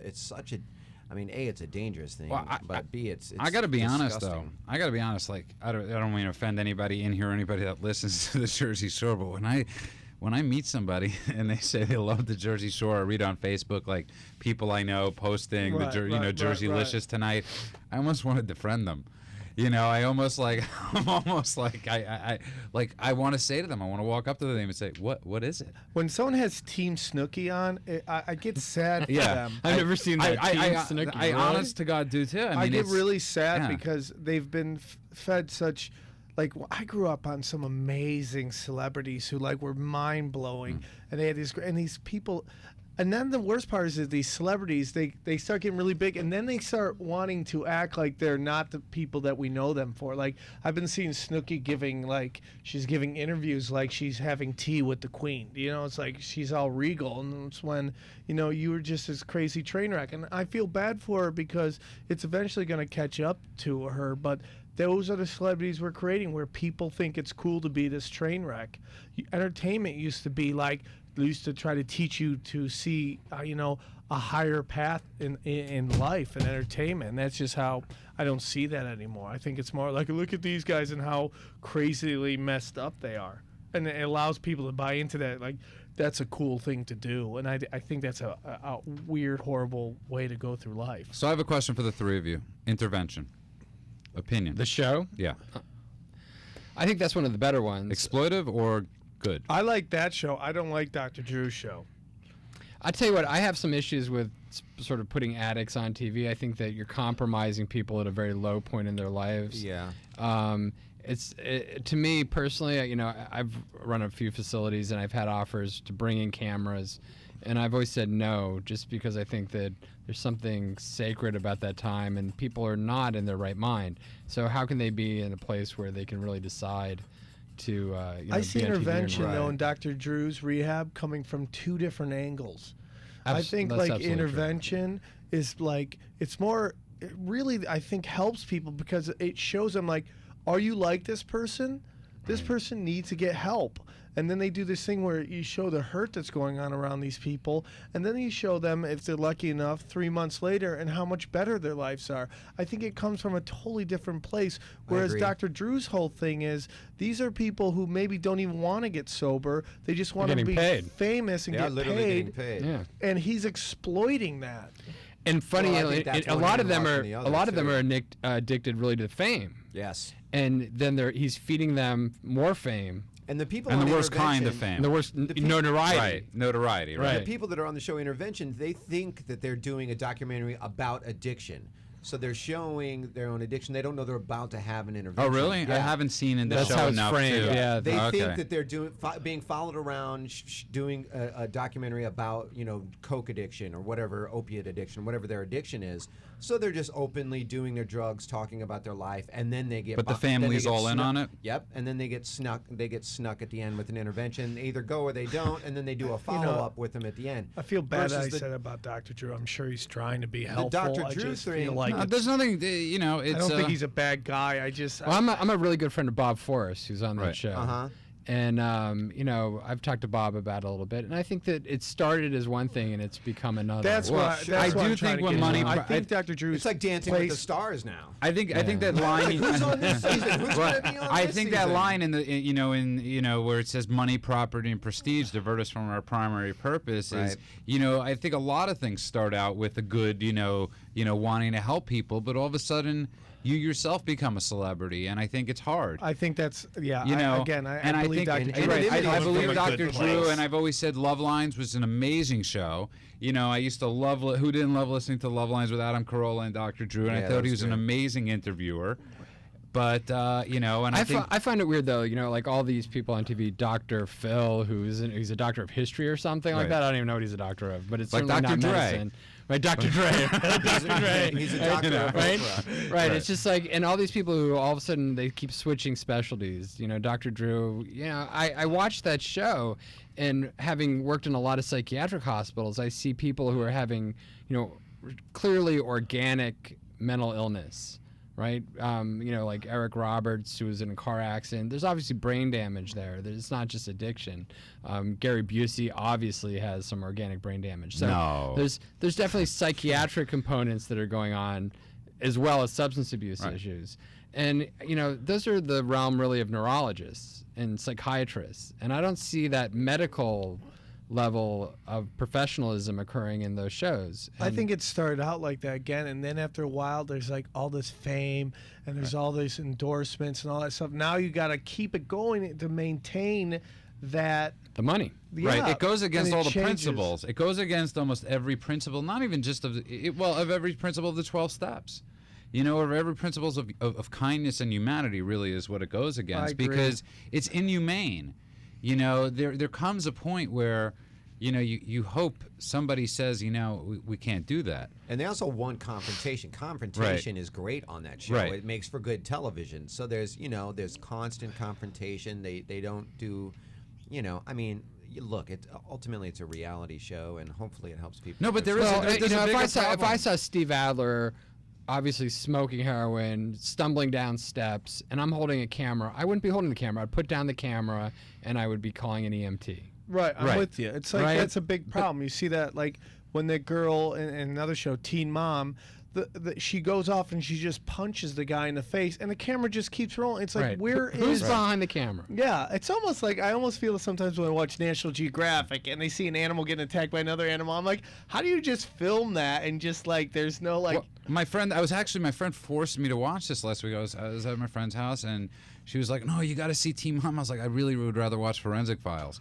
and so I have to watch. I'm addicted to it. I love Forensic Files, greatest show ever made. No, and, First 48, great show. I think that's Forensic is better. But okay. anyways, apples, oranges. But well, that wasn't a good one. But so she's like, "No, you got to watch it." And I was like, "Okay." She's like, "You don't know how many people this helps." The pregnancy rate went down last year. I was like, first of all, please show me the statistic that the pregnancy rate went down from Teen Mom. But I have never seen. It's a tough one to try. I How do you have prove never that? seen anything more exploitive than Teen Mom. I don't know. I don't know. There's got to be some sort of conscience out there, and I think that's the biggest thing. Like we've lost our conscience. To say no, it's not okay. Well, like, do you think a lot of this, like, you're Jewish, obviously, we've been saying a lot about that on the show. Not really, but okay. It's just something I think you notice. But no, do you think in different ethnicities and different ethnic backgrounds, there's different views towards addiction?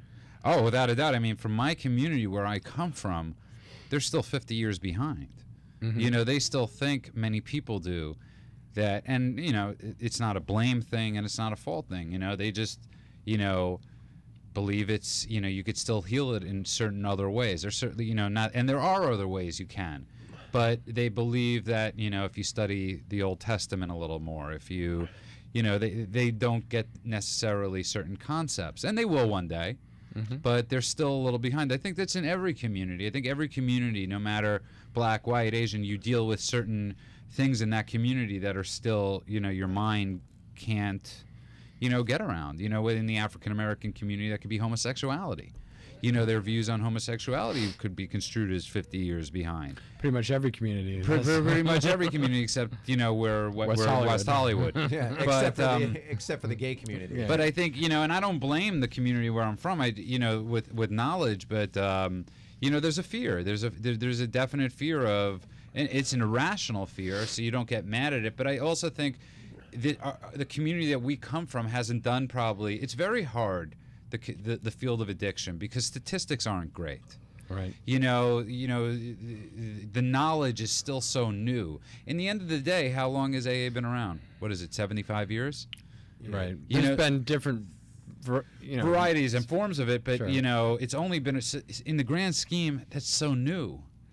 But people have struggled with addiction for a long Oh, time. For for- example, like the gin epidemic in London, which occurred, I think, in the 1800s, and there was this giant influx of gin, and they actually had to stop the production of gin because nobody was working. Everybody was just sitting around drinking. The gin. Right, and then we had the opium wars, where there's always been some instance where drugs and alcohol were used. I mean, addiction's been with us since the beginning of time, and it's amazing to see the different reaction. I mean, we use drugs as a weapon.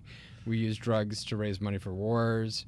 We use drugs for all sorts of things. And how Isn't many that something with pornography now they're talking about? That like some study just said that men now, they're like a large portion of American men see porn as the first option and sex with instead their of- wife as the yes. second option. I did hear that, yes. Well, we're the last generation. All of us are pretty much similar in age. We're the last generation, really. 22? Yes, we're all 22 and a half years old. Okay, I cool. wish. And we're just really successful for our ages. And if we lied about our age, that would be great. We'd just This be radio right on station's track. apparently a time machine. Awesome. So, but we're like the last generation that, and I love saying this word the way I'm going to say it because it sounds so good, but that has had normal social intercourse with life. We're the last generation that didn't text, that didn't Yeah. grow up texting our friends. Or we were the first generation that did. Well, I mean, I'm saying in the sense I wasn't 15 years old texting a girl. Grow up I actually had right. to call a girl up on the Yeah. phone, Right. pray she answered, Right. and then question whether I should leave a message You or didn't not. know that she was ignoring you on It's- purpose because she was Right, actually right. But I'm the Contact last. We're the boards. last generation that had growing pains. Yeah, that it wasn't like it was like that. We actually walked to our friends' houses, played basketball, played. I'm Sure. not saying my nephew still does it. My nephew a beautiful kid, loves, his idea of a good time is watching the Giants with me, eating Tostitos, and he's 18. But they have the internet in their room. We didn't have that stuff. We had Atari. We didn't even have. I think you're going to see slowly but surely a change coming to dealing with the internet and dealing with children and the internet, and because I think it's just like you said, like people are always behind, like in terms of like the parents and the right. Dealing with that stuff. Like you're saying, like your community's like 50 years behind. I think you're going to see a change. It's got to change. I mean, when you have men who would rather watch porn than hooking up with their significant other, like something's got to change. Well, there's actually in Asia where there's a lot more bandwidth, and the internet's been around in a very, there's been broadband for a lot longer than the U.S. There's a whole generation of young men in Japan that, and they estimated around over 100,000 that don't leave their rooms and haven't for. They also have 2 years, treatments, right? Yeah, for over 2 years and over, and their mothers bring them food in their room, and they don't leave. They live on the internet.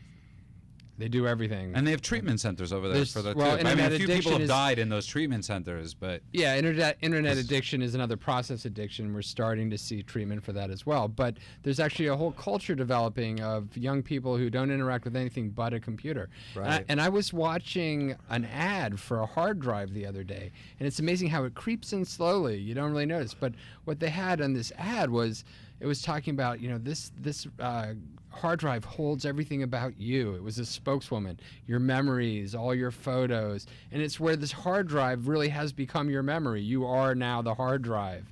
Well, and they're yeah. selling it as this integration. How many phone numbers do you have memorized? none. Certainly not the one for the station. Right, not the one for the. I asked the wrong guy. I actually texted it myself.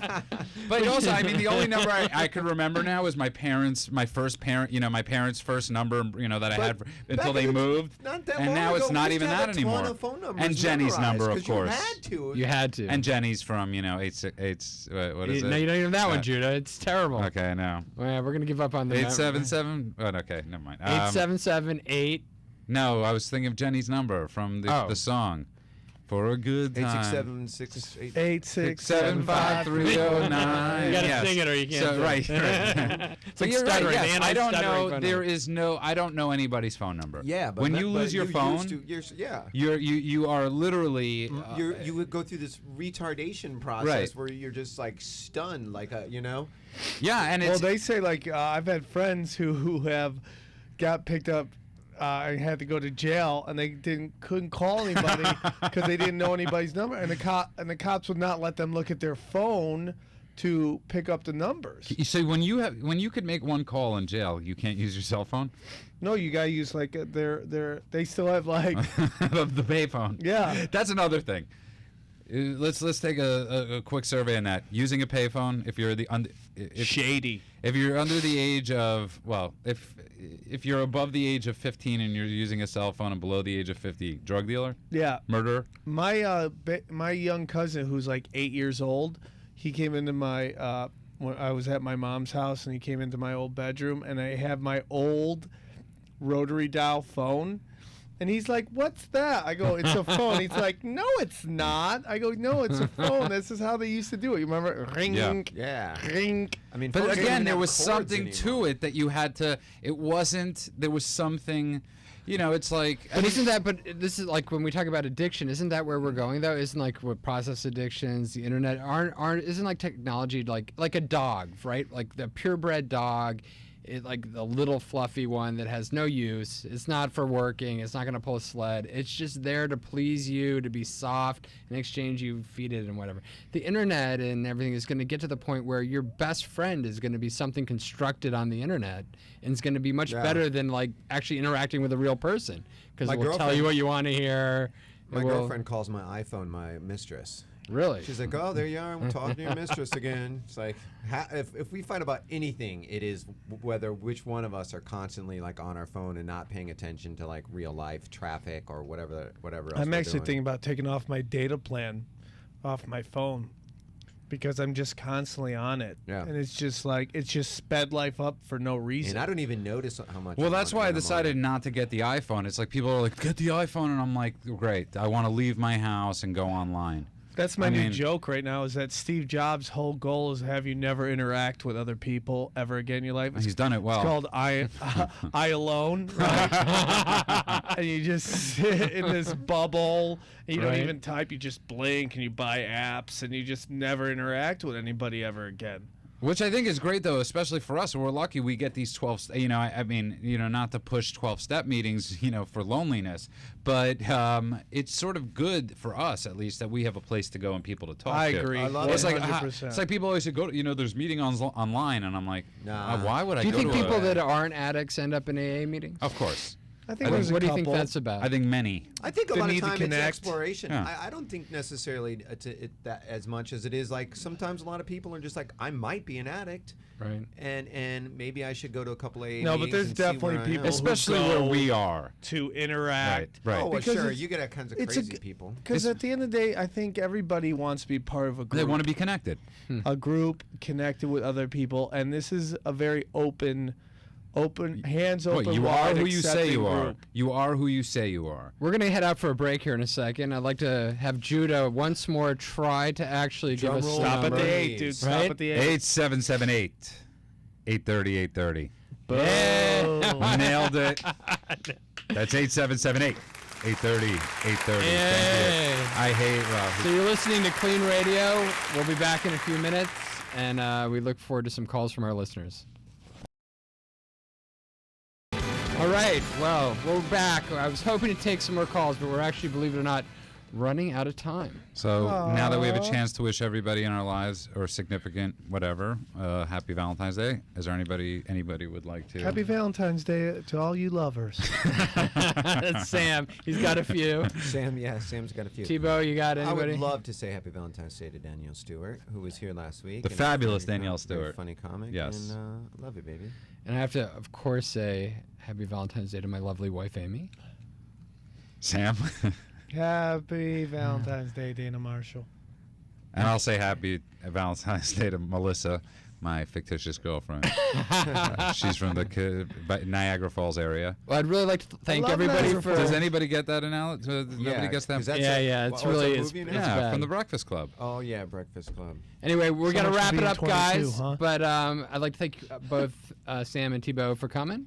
Thanks for having us, you guys. And next week, we're going to have some really interesting guests as well. We'd like everybody to come back and listen. Also, remember to go to Facebook and look Clean Radio, 2 separate words, Clean with a K, KLEAN, radio, and like us, and you'll get updates on what's going on. And you could also watch us on YouTube, yeah? Or, Shortly, you'll be able to see last week's show, which was a really great show as well. and you'll be able to look it up on... Cleanradio.com That's clean with a... with a K. Right. And you'll say be that able to 3 see times. all archive shows as well as highlights Said the Jew. from our shows. And we'll be back again next week with 3 more exciting guests who I will save for the promos that run during the week. So anyway, it's been great. God And, bless. Godspeed.